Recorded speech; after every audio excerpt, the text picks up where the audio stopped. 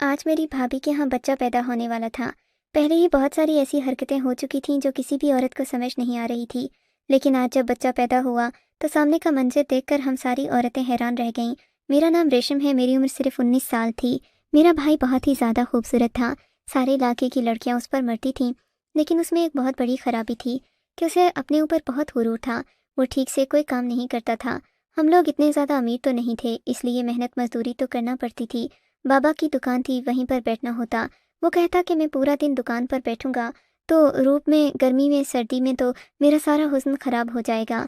وہ تو اس سے بھی زیادہ اپنا خیال رکھتا تھا، شاید اسی لیے وہ اتنا زیادہ خوبصورت تھا۔ کہتا تھا ایسی عورت سے شادی کروں گا جو خود ہی کام کرتی ہوگی، تاکہ نہ مجھے تنگ کرے بلکہ اپنے گھر کو ہی خود ہی چلائے۔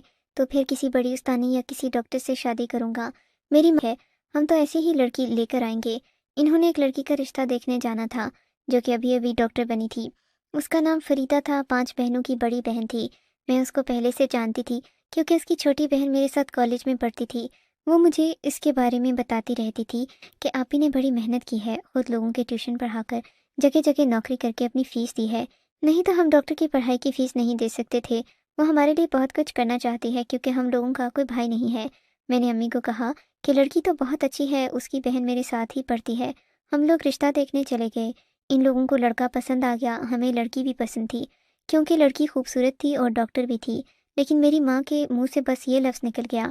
اس کے بعد سب کچھ خراب ہو گیا۔ میری ماں نے کہا بیٹی، مہینے کے کتنے پیسے کما لیتی ہو؟ تمہیں تو پتہ ہے گھر بھی چلانا ہوتا ہے۔ اس نے کہا میں جتنے بھی پیسے کما لوں آنٹی اسے آپ لوگوں کو کیا ہے؟ میں نے تو اپنے پیسے اپنے گھر والوں کو ہی دینے ہیں، کیونکہ ابھی میرے گھر میں میری 5 بہنیں بیٹھی ہیں جن کی میں نے شادی کرنی ہے۔ اگر میں شادی کے بعد بھی پیسے کماؤں گی تو اپنے گھر کو ہی دوں گی۔ اس کے بعد میں نے امی کے ہاتھ پر ہاتھ رکھ دیا۔ میں نے کہا یہ پوچھنا ضروری تھا۔ امی نے کہا ہم آپ کو سوچ کر بتائیں گے۔ امی نے گھر آ کر شور ڈال دیا۔ ان کا کہنا تھا یہ لڑکی تو ہمیں 1 روپیہ نہیں دے گی، شادی کے بعد بھی اپنے گھر والوں کے لیے کمائے گی، تو پھر ہم نے کیوں اس کو لے کر آنا ہے؟ میں نے کہا آپ لوگوں نے غلط بات کی ہے۔ میں نے کہا اس کی کمائی پر ہمارا حق نہیں بنتا، وہ پڑھی لکھی لڑکی ہے، آپ اس سے اس کی کمائی کا پوچھیں گے تو وہ خود ہی شادی سے انکار کر دے گی۔ اور یہی ہوا۔ انہوں نے 2 گھنٹے بعد کال کر کے کہہ دیا کہ ہمیں یہ شادی نہیں کرنی۔ میری امی کو اور غصہ آ گیا۔ انہوں نے اب ڈاکٹر فریدہ کے خلاف باتیں کرنا شروع کر دیں۔ مجھے اچھا نہیں لگتا تھا کیونکہ ایک تو وہ میری دوست کی بہن تھی، اوپر سے اچھی انسان تھی اور جو کہہ رہی تھی ٹھیک تھی۔ امی نے ایک اور لڑکی دیکھ لی جو میرے بھائی کے لیے مناسب تھی، کافی خوبصورت تھی، کسی اسکول میں پڑھاتی تھی۔ اس کی تنخواہ زیادہ تو نہیں تھی لیکن 15-20 ہزار روپے تھی۔ امی نے کہا لوگوں کو کیا پتا، ہم لوگوں کو جھوٹ بولیں گے اور کہیں گے یہ 50-60 ہزار روپے کماتی ہے، مہینے کے 15-20 ہزار روپے بھی آ جائیں تو کیا برا ہے۔ میری بھابھی کا نام عالیہ تھا۔ میرے بھائی کو بھی وہ پسند تھی کیونکہ وہ خوبصورت تھی۔ ہم لوگوں نے شادی کے رسم و رواج پورے کیے، اس کو اپنے گھر لے آئے۔ وہ بھی بہت اچھی خاتون تھیں، میرے ساتھ ان کی کافی اچھی دوستی ہو گئی۔ ہم لوگ گھر میں رہتے تھے، سب کچھ بالکل ٹھیک تھا، لیکن شادی کو 1 مہینہ ہو گیا۔ میری بھابھی ابھی پڑھانے کے لیے نہیں جا رہی تھی۔ میری ماں نے کہا کہ تم نے کام پر نہیں جانا؟ اس نے کہا کہ میں نے تو کام چھوڑ دیا تھا کیونکہ میں نے سوچا تھا شادی کے بعد اب تو سارا کچھ ٹھیک ہو گیا، اسی لیے میں نے نوکری چھوڑ دی۔ میری ماں حیران رہ گئی۔ انہوں نے کہا جاب کرنی چاہیے، گھر میں بیٹھ کر کیا کرو گی؟ 4 لوگوں کا کام ہے، اتنے کام تو نہیں ہیں۔ میری بیٹی بھی تو ہے، بھی گھر کے کام کر لیتی ہے، میرے ہاتھ پاؤں سلامت ہیں، تم جا کر اپنی نوکری کرو۔ میری بھابھی کا کہنا تھا کہ میں تو ایک پرائیویٹ اسکول میں نوکری کرتی تھی، ایک دفعہ نوکری چھوڑ دی ہے، پھر جگہ لینے کے لیے باہر سے لوگ آ جاتے ہیں، مجھے وہاں پر نوکری نہیں ملے گی۔ میری ماں نے پھر بھی زبردستی اس کو بھیجا، میں بھی ساتھ گئی، لیکن یہی بات تھی کہ اب اسے دوبارہ نوکری نہیں ملی۔ اب جہاں نوکری مل رہی تھی وہ لوگ صرف 7,000 روپے دے رہے تھے۔ میری بھابھی کا کہنا تھا میں 7,000 روپے کے لیے پورا مہینہ خوار نہیں ہو سکتی، 7,000 کی آج کل اوقات ہی کیا تھی۔ پھر بھی امی نے کہا کہ اس کو جانا چاہیے، کچھ تو لے کر آئے، کوئی فائدہ تو ہو ہمیں۔ میری امی ہم سب کی سمجھ سے باہر تھیں۔ میری بھابھی کی شرافت تھی کہ وہ ابھی تک کچھ بولی نہیں تھی، پر امی کی حرکتیں بالکل بھی ٹھیک نہیں تھیں۔ میری بھابھی 1 مہینہ اسکول گئیں، ان کے لیے کافی مشکل تھا، گرمی میں روزانہ آنا جانا، 2,000 تو ان کا کرایہ لگ جاتا۔ میرا بھائی اتنا ذمہ دار نہیں تھا کہ ان کو چھوڑ کر بھی جاتا، پھر لے کر بھی آتا، لے دے کر 3-4 ہزار روپے ہی بچتے تھے، وہ بھی امی ان سے لے لیتی۔ وہ کافی پریشان تھی، ایک دن چکر کھا کر گر گئی، ڈاکٹر کے پاس لے گئے۔ ڈاکٹر نے کہا ان کی حالت ٹھیک نہیں ہے، یہ ماں بننے والی ہے اور ابھی کچھ نہیں کہہ سکتے کہ آگے کیا ہو سکتا ہے کہ ان کا بچہ ضائع ہو جائے۔ ہم لوگ کافی پریشان ہو گئے۔ امی بیمار تھیں، بھابھی کے ساتھ نہیں جاتی تھی۔ میری بھابھی نے کہا کہ مجھے گورنمنٹ ہسپتالوں میں نہیں جانا، یہاں اچھی سروس نہیں ہوتی، کسی پرائیویٹ ہسپتال میں چلتے ہیں۔ میں نے کہا ٹھیک ہے۔ پرائیویٹ ہسپتال میں گئے تو وہاں پر ڈاکٹر کی فیس بہت زیادہ تھی۔ میں نے اپنی دوست کو کال کی، میں نے کہا تمہاری بہن کون سے ہسپتال میں بیٹھتی ہے، میں نے بھابھی کو چیک کروانا ہے۔ اس نے کہا کوئی مسئلہ ہی نہیں، تم اپنی بھابھی کو لے جاؤ۔ اس نے مجھے پتہ بتایا۔ ہم ڈاکٹر فریدہ کے پاس چلے گئے، وہ مجھے پہچان گئی، یہ بھی سمجھ گئی کہ جس لڑکے کا رشتہ میرے لیے آیا تھا یہ اسی کی بیوی ہے، لیکن اس نے ایسی کوئی بات نہیں کی، بڑے ہی اچھی طریقے سے چیک کیا۔ لیکن یہ الگ بات ہے کہ وہ کافی زیادہ پریشان لگ رہی تھی، ہماری وجہ سے نہیں، وہ پہلے ہی بہت پریشان تھی، نہ جانے کیا مسئلہ تھا۔ اسے میری بھابھی کو چیک کیا، اس نے کہا معاملات کافی خراب ہیں، اگر ٹھیک سے دیکھ بھال نہیں کی گئی تو یہ بچہ ان کا ضائع ہو جائے گا اور یہ کبھی ماں نہیں بن پائیں گی، یعنی بچہ دانی نکالنا پڑے گی۔ میں پریشان تو بہت تھی، لیکن میں نے شکر اس بات کا کیا کہ میں اپنی امی کو ساتھ لے کر نہیں آئی تھی، نہیں تو انہوں نے سب کو یہ کہہ دینا تھا کہ میری بھابھی تو بانجھ ہیں۔ کہنا عجیب لگتا ہے پر میری ماں پرانے خیالات کی تھیں، اسی طرح کی باتیں کرتی تھی۔ میں نے اپنی بھابھی کو تسلی دی۔ ڈاکٹر نے کہا کہ ایک چھوٹا سا پروسیجر کریں گے، آپ کے اندر ہم ایک دوائی رکھ دیں گے، اس سے آپ کی پریگنینسی کو سہارا ملے گا، سارا کچھ ٹھیک ہو جائے گا، ایک چھوٹی سی گولی ہے، بس آپ کی بچہ دانی میں رکھنا ہوگی۔ مجھے لگا ڈاکٹر کہے گی آپ ان کے شوہر کو بلا دیں تاکہ ہم ان کے دستخط وغیرہ لے لیں، کیونکہ میں نے پہلے بھی دیکھا تھا کہ اس طرح کے معاملات میں شوہر کو بتائے بغیر کچھ نہیں کیا جا سکتا۔ لیکن ڈاکٹر فریدہ نے ایسا نہیں کہا، میری بھابھی کو اندر لے گئی، انہوں نے کہا آپ کو تھوڑا سا بے ہوش کر دیں گے تاکہ آپ کو درد بھی نہ ہو۔ میری بھابھی نے کہا ٹھیک ہے۔ امی کا فون آیا تو میں نے کہا ہم اپنی دوست کے گھر چلے گئے ہیں، ڈاکٹر نے کہا ہے کہ سب ٹھیک ہے۔ میں نے امی سے جھوٹ بول دیا کیونکہ میں نہیں چاہتی تھی کہ میری بھابھی کی زندگی خراب ہو، اس میں ان کا کیا قصور تھا اگر ان کے ساتھ یہ مسئلہ ہو رہا تھا، یہ سب تو نارمل تھا، اس طرح تو عورتوں کے ساتھ ہوتا۔ بھابھی کو اندر لے جایا گیا، کافی دیر لگ گئی۔ اس نے کہا پروسیجر ہو گیا ہے، آدھا گھنٹہ آرام کریں تاکہ جو ہم نے ان کو نشہ دیا تھا وہ تھوڑا کم ہو جائے، پھر اس کے بعد آپ ان کو گھر لے جا سکتی ہیں۔ اس نے دوائی بھی لکھ دی، بھابھی کو بیڈ ریسٹ بتایا۔ اس نے خصوصی طور پر یہ کہا کہ اب یہ کیس میرا ہے، آپ نے ان کو میرے پاس لے کر آنا ہے، کیونکہ اگر کسی اور ڈاکٹر کے پاس لے جائیں گے تو وہ رنگ برنگی باتیں کریں گے، سب اپنا اپنا طریقہ علاج سمجھیں گے۔ مجھے ان کی سمجھ آ گئی ہے، میں ان کا اچھے سے علاج کر لوں گی، اور پیسوں کی فکر بالکل بھی نہ کریں۔ گھر والی بات ہے، تو میری بہن کی دوست ہو، مجھے اچھی طرح پتہ ہے۔ جب فیس بھی لینے کو تیار نہیں تھی اور انہوں نے کہا اچھے سے خیال رکھیں گے، گھر والی بات ہے، تو پھر ہمیں کیا مسئلہ تھا۔ میں نے کہا ٹھیک ہے، یہ کیس آپ کے پاس ہی ہے اور ہم آپ کے پاس ہی آئیں گے۔ انہوں نے کہا ٹھیک ہے، ہمارا سارا پتہ اور فون نمبر وغیرہ لکھ لیا، اپنا نمبر بھی دیا۔ ویسے ڈاکٹر یوں اپنا نمبر مریض کو نہیں دیتی، پر اس نے کہا اگر کوئی بھی مسئلہ ہوا، آپ آ نہ سکے تو مجھے فون کر دیجیے گا، میں فون پر آپ کو گائیڈ کر دوں گی، یا ہو سکے گا تو خود آ جاؤں گی۔ میں نے کہا یہ کتنی اچھی عورت تھی، اگر میری ماں نے وہ بات نہ کی ہوتی تو آج بھی اگر یہ میری بھابھی ہوتی تو مجھے اس پر زیادہ خوشی ہوتی، پر میری بھابھی بھی کوئی بری انسان نہیں تھی۔ ہم لوگ گھر آ گئے۔ ڈاکٹر نے کہا تھا کہ کسی کو اس کے بارے میں بتانے کی ضرورت نہیں ہے، کیونکہ جو معاملہ تھا وہ ٹھیک ہو گیا ہے، اسی لیے آپ اس بارے میں کچھ مت کیجیے گا، ویسے بھی نظر لگتی ہے۔ اس نے کہا گولی کی وجہ سے تھوڑا درد ہوگا، آپ نے پریشان نہیں ہونا۔ اس نے ہمیں بالکل ایسے محسوس کروایا جیسے ہم گھر میں ہی بیٹھے ہیں اور بات کر رہے ہیں۔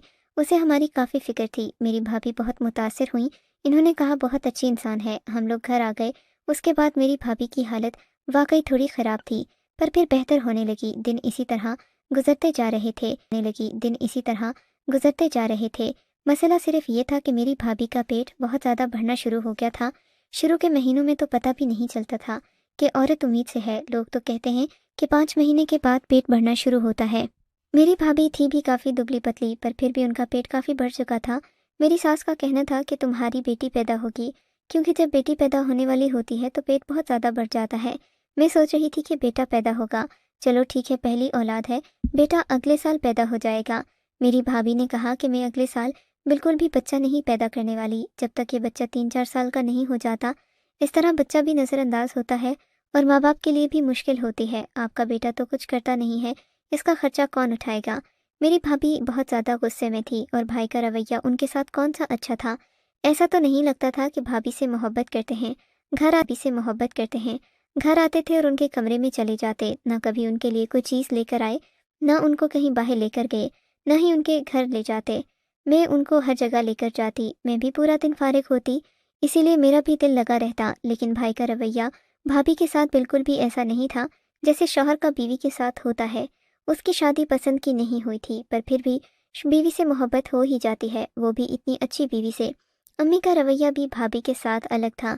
उनसे सारे घर के काम करवाती थी, कहती थी कि पैसे नहीं कमा कर लाने तो काम तो करें ताकि हम लोग आराम करें। अगर मैं उनका साथ देती तो मुझे भी मना करती कि तुझे ज़्यादा शौक है काम करने का, काम करना अच्छा लगता है, चुप करके बैठ जा, कोई ज़रूरत नहीं है काम करने की, इसको काम करने दें। अगर इसने पैसे नहीं कमाने तो ये काम करेगी। मेरी भाभी ने आज मेरी माँ को जवाब दे दिया था। जोर डालती थी कि वो काम करे, उतना जोर रोज़ मेरे भाई पर डालती कि वो घर का कोई काम तो करे। बाबा तो अब बूढ़े हो गए थे, सुबह से शाम तक घर से बाहर होते। घर में कोई मौका होता, कोई दावत होती, उसमें बाबा मौजूद नहीं होते थे क्योंकि वो दुकान पर बैठे होते। उनकी तो सारी ज़िंदगी ऐसे गुजर गई थी। हमें डॉक्टर फरीदा के पास गए 1 महीना हो गया था। एक दिन उसने खुद ही कॉल कर दी। उसने कहा, आपको कहा था कि 1 माह बाद आना है, आप क्यों नहीं आई? मैंने कहा कि हम लोगों को घर से निकलने का वक्त नहीं मिल रहा है, घर में इतने सारे काम होते हैं। इन्होंने कहा कामों को एक तरफ रखें, इस वक्त आपको भाभी की सख्त ज़रूरत है, उनको मेरे पास ले आएं। मैंने ये बात अपनी भाभी को बताई तो वो काफ़ी हैरान थी। इन्होंने कहा, ये औरत तो हमारी बहुत ही ज़्यादा फिक्र कर रही है। फिर मैंने अपनी भाभी को सब कुछ बता दिया, क्योंकि अभी तक तो मेरी भाभी वैसे ही मेरी माँ की नीयत और फितरत से वाकिफ़ हो चुकी थी। मेरी भाभी ने कहा, ये तो किस्मत और नसीब की बातें हैं, जिसके साथ जोड़ लिखा होता है उसी के साथ उसकी शादी होती है। तुम्हारा भाई देखने में बहुत खूबसूरत है, लेकिन उसे अपनी जिम्मेदारियों का एहसास नहीं है। अब ये उम्मीद है कि शायद इस बच्चे की पैदाइश के बाद उसे अपनी जिम्मेदारी का एहसास हो जाए, और अगर इसके बाद भी ना हुआ तो फिर मैं ये समझ लूँगी कि मैं बदकिस्मत हूँ। मैंने भाभी को तसल्ली दी। मैंने कहा कि सब कुछ ठीक हो जाएगा, बाकी ये घर भी तो आपका ही है, जो इस घर में होता है वो सब आपका है, आप फिक्र नहीं करें, भाई को आहिस्ता आहिस्ता समझ आ ही जाएगी। डॉक्टर के पास गए, डॉक्टर ने कहा कि सब कुछ ठीक है। मेरी भाभी ने कहा, मेरा पेट तो बहुत ज़्यादा बढ़ गया है। डॉक्टर ने कहा है कि अलग अलग हिसाब होता है, हम लोग पता नहीं क्यों एक औरत के साथ दूसरी को मिलाना शुरू कर देते हैं। सबकी अपनी अपनी सेहत होती है। अगर एक इंसान का पेट एक रोटी खाकर भरता है तो दूसरे का 2 रोटी खाकर भरता है।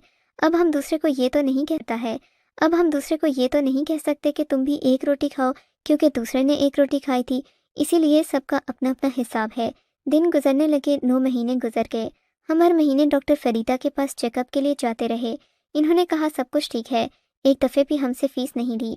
मेरी दोस्त ने मुझे बताया कि हम तीनों बहनों की शादी, एक ही घर में शादी तय हो गई है। हमारी शादी जल्द होने वाली है। आपी ने हमारे लिए बहुत अच्छा जहेज़ भी बनाया है। मैं इस बात पर खुश हूँ कि शादी एक ही घर में हो रही है। इस बात पर हैरान भी थी कि तीनों बहनें एक ही घर में जा रही हैं। ये तो बहुत अच्छी बात थी। मैंने कहा, अल्लाह तुम्हारी आपी के रिस्क में बरकत डाले, वो बहुत अच्छी इंसान हैं। कहाँ तो तुम लोगों के घर में बहुत ज़्यादा गुर्बत थी और आज सब खैर है, ये तो किस्मत है। उसने कहा, ये सब कुछ आपी ने किया है, वो तो हमारे जहेज़ में एक मोटरसाइकिल भी दे रही हैं। मैंने कहा, ये तो बहुत अच्छी बात है, इस तरह तो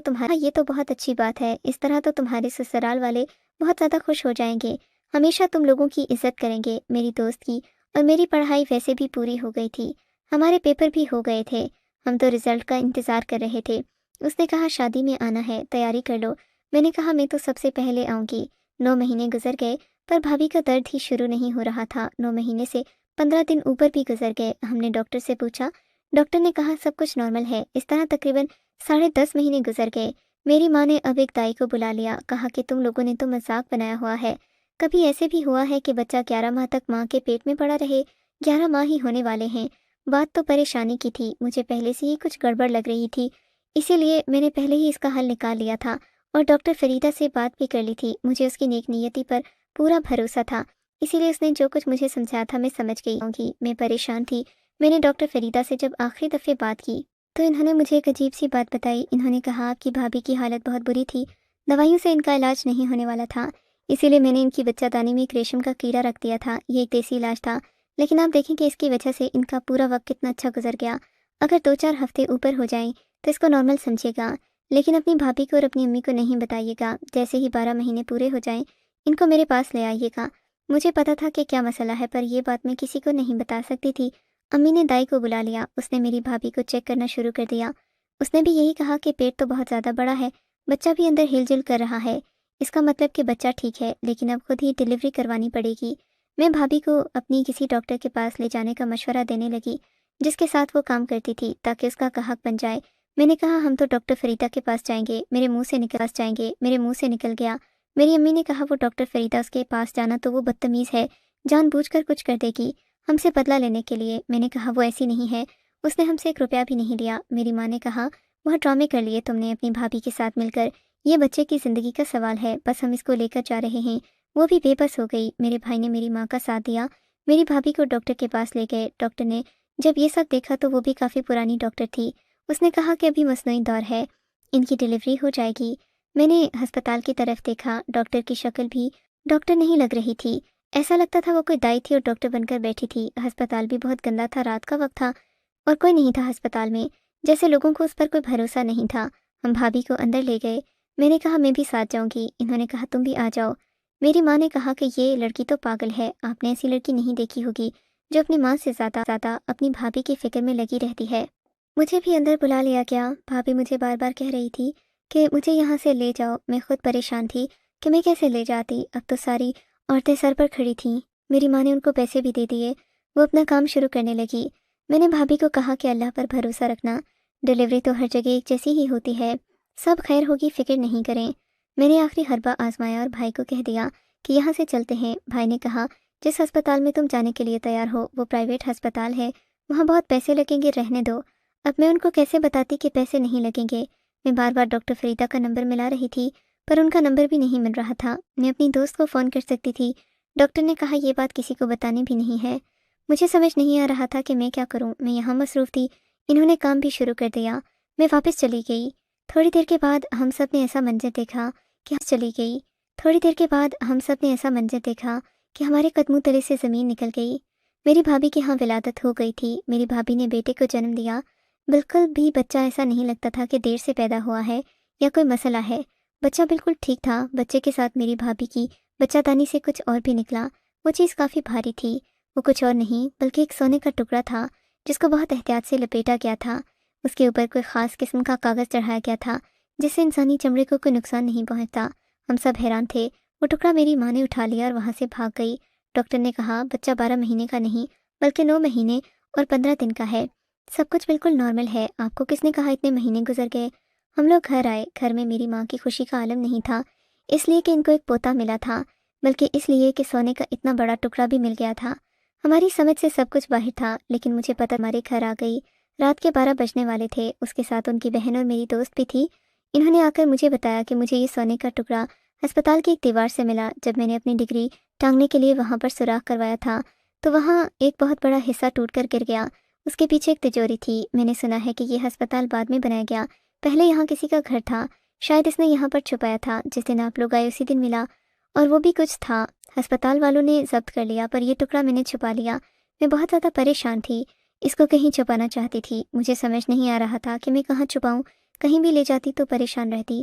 مجھے اس کے بارے میں جواب بھی دینا پڑتا کیونکہ ایک نرس نے دیکھ لیا تھا، اس لیے اس وقت مجھے جو ٹھیک لگا میں نے وہی کیا۔ مجھے یقین تھا کہ یہ یہاں پر محفوظ رہے گا، پھر میں آپ سے اس کو لے سکتی تھی۔ میں ڈاکٹر ہوں، میں نے اسے اس طرح سے چھپایا تھا کہ اس سے آپ کی بھابھی یا بچے کو کوئی نقصان نہیں ہونا تھا، ہوا بھی نہیں۔ آپ کی بھابھی یا بچے کو کوئی نقصان نہیں ہونا تھا، ہوا بھی نہیں۔ اب یہ میری امانت ہے، آپ کو مجھے واپس کرنی ہوگی۔ میری ماں نے کہا نہیں، ہم نہیں دیں گے، یہ تم نے ہماری بہو کے پیٹ میں رکھا، ہماری بہو کی جان بھی جا سکتی تھی، ہم ڈاکٹر کو بتا دیں گے، اس نے سب کچھ دیکھ لیا ہے، ہم پولیس کو بلا لیں گے۔ یہاں تو اچھا بھلا تماشا بن گیا۔ اس نے رونا شروع کر دیا۔ اس نے کہا اسی کے سہارے میں نے اپنی بہنوں کی شادی کی، ان کا جہیز بک کروایا، مہربانی کر کے مجھے یہ واپس کر دیں۔ بالآخر معاملہ اس بات پر ختم ہوا کہ اس میں سے کچھ حصہ میری امی کو بھی دیا جائے گا۔ تب انہوں نے جا کر وہ واپس کر دیا کیونکہ میرے بھائی نے بھی ساتھ دیا۔ میری بھابھی نے بھی کہا کہ یہ سب کچھ میرے ساتھ ہوا ہے، اگر میں بیان بدل دوں تو آپ لوگ کچھ نہیں کر سکیں گے، کیس بھی نہیں کروا سکیں گے، نہ ہی انہیں کچھ کہہ سکتے ہیں۔ اس نے ہماری بہت مدد کی ہے۔ ہسپتال میں جن لوگوں نے یہ منظر دیکھا تھا انہوں نے بھی ہمیں بلیک میل کرنے کی کوشش کی، لیکن اس کے بعد ہمیں ان کی کمزوری پتہ چل گئی کہ وہ عورت ڈاکٹر ہی نہیں، وہاں پر ڈاکٹر بن کر بیٹھی تھی۔ ہم نے کہا اگر آپ نے ہمیں تنگ کیا تو ہم جا کر پولیس کو بتا دیں گے کہ آپ ڈاکٹر نہیں ہیں، لوگوں کی زندگیوں کے ساتھ کھیل رہی ہیں۔ اس بات پر وہ لوگ خاموش ہو گئے، لیکن ڈاکٹر فریدہ بہت اچھی انسان تھی۔ اس نے جو پیسے ہمیں دینے کا وعدہ کیا اس نے اپنی ماں کو نہیں دیے بلکہ میری بھابھی کے ہاتھ پر رکھے۔ بھابھی نے وہ پیسے کاروبار میں لگا دیے جس سے اب ان کو مہینے کا پروفٹ آتا ہے۔ وہ اپنا اور اپنے بچے کا خرچہ اٹھاتی ہیں، میرے لیے بھی کوئی نہ کوئی چیز لے لیتی ہیں کیونکہ ان کو میری ماں کی نیت سمجھ آ گئی ہے۔ میرا بھائی بھی ان کی غلامی کرتا ہے کیونکہ پیسے ان کے ہاتھ میں ہوتے ہیں۔ اب اسے بھی احساس ہونے لگا ہے۔ یہ کہنا چاہوں گی کہ جو بھی ہوا بہت عجیب تھا، ایسا نہیں ہونا چاہیے، لیکن انسان کی مجبوری ہے، مجبوری انسان سے سب کچھ کرواتی ہے